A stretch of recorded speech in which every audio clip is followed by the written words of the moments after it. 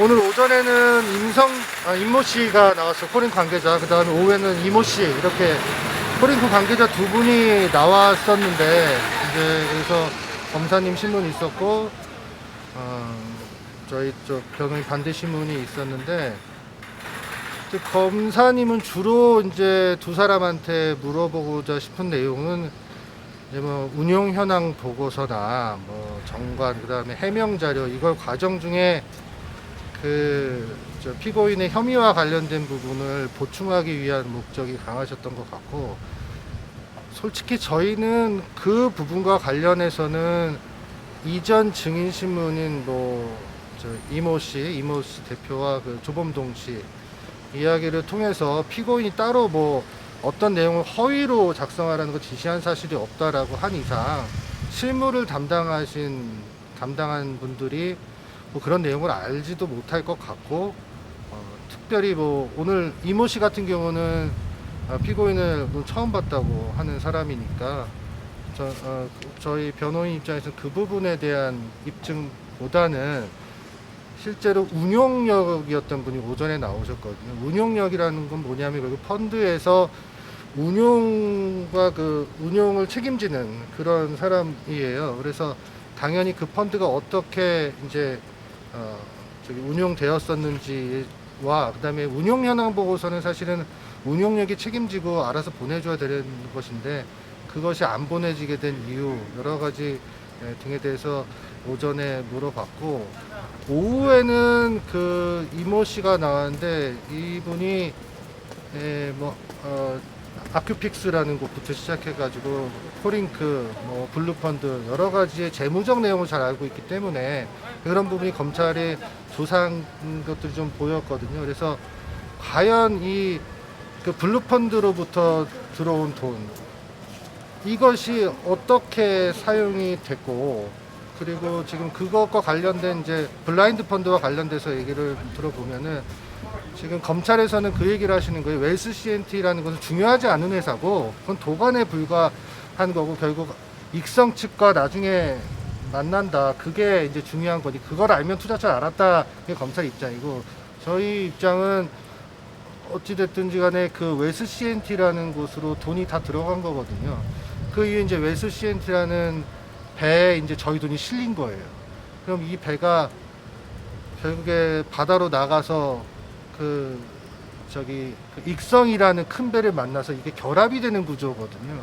그럼 결국에는 그 블루펀드의 그 투자자들의 수익 구조는 결국에는 웰스 CNT랑 같이 움직일 수밖에 없는 거라서, 그게 어떤 도관이라고 하면 물이 흘러가는 관처럼 아무 쓸모없는 거는 아니라는 점이 이제 저희가 이야기를 한 거고, 재무 담당자인 그 분도, 그리고 오전에 얘기했던 임모씨 운용력도 현재 처음부터 지금까지 그 블루펀드가 갖고 있었던 권리나 채권은 다 웰스에 대한 것이고, 또 한 가지 중요한 건 뭐냐면, 만약에 그게 웰스가 도관이라고 하면은 이 돈이 그 IFM으로 갔다가 돈이 다시 이제 법정에서 보셨겠지만 웰스로 다시 오잖아요.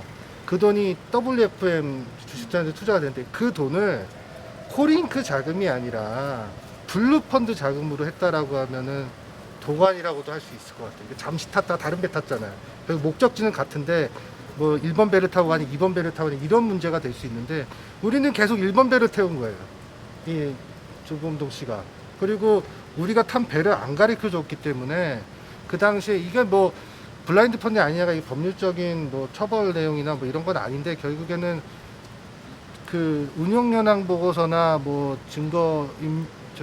관련된 증거 위조나 이 파트와 관련돼서 그 연관된 쟁점이라서 좀 그 부분은 좀 그래도 깊이 있게 이야기를 나눠야 될 것 같다라고 해서, 재판부에서도 이제 결국에 그 돈의 흐름 같은 것은 정리된 거를 오늘 처음 보신 것 같고, 검찰에서도 그 블루펀드 돈이 이게 증발해 버렸거든. 어떻게 보면 증발한 부분은 한 10억 부분은 뭐 증인의 말에 따르면, 저희가 뭐 수사를 안 해봤어요 모르겠지만 검찰은 파악하고 있을 것 같아요.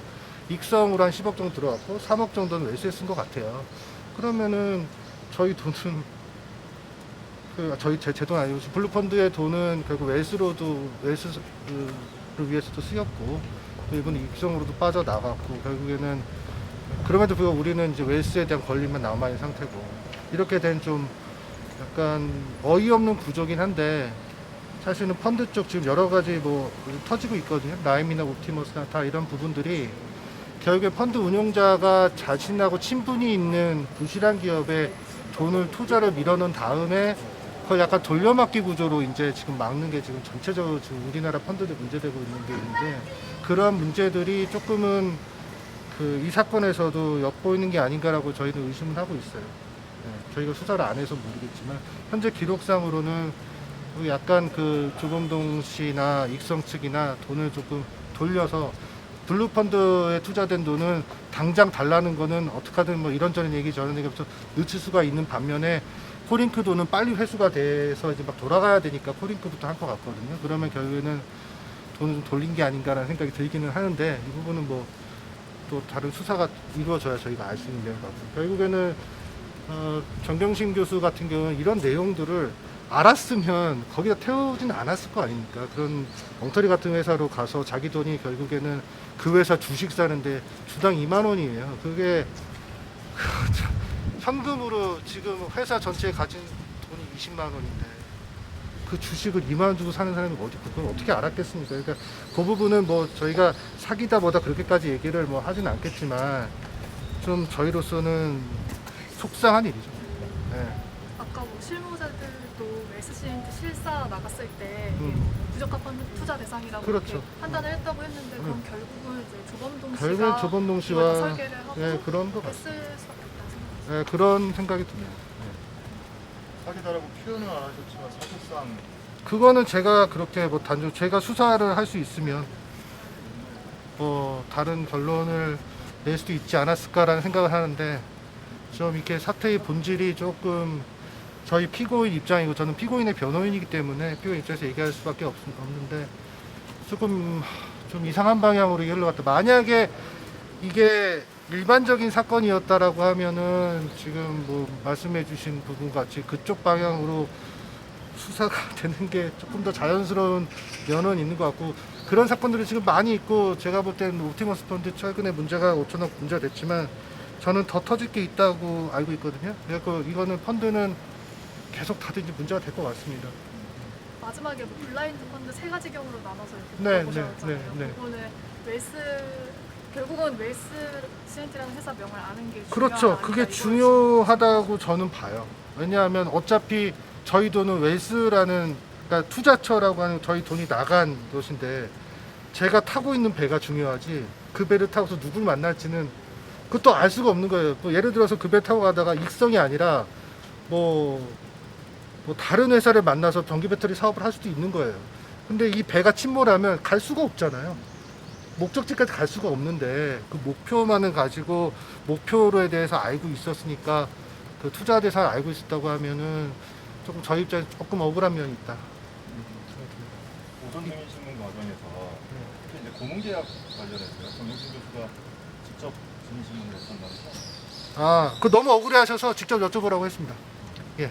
실제로 관여하신 것도 있고 뭐 실제로 업무를 좀 많이 저희가 추가로 하셨다는 증거를 제출을 할 텐데 하여간 받은 자료도 엄청 나고 뭐 항상 그렇습니다. 우리가 자기가 일은 항상 나는 많은 노력을 했다고 생각하는데 그걸 상대방이 좀 깎아내리거나 폄하하게 되면 사실 그 WFM 영어 자문은 공소 사실과도 관계가 없어요.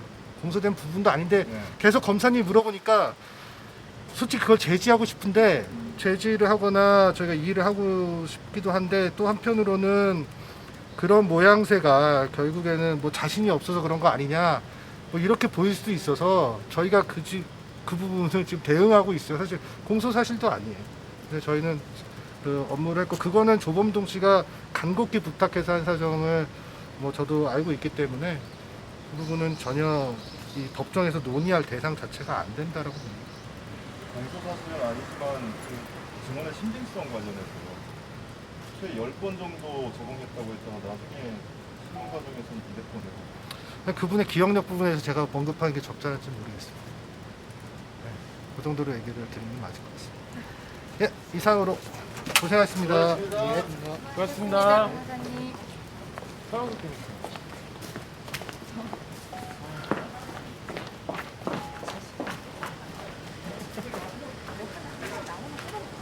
거지 뭐.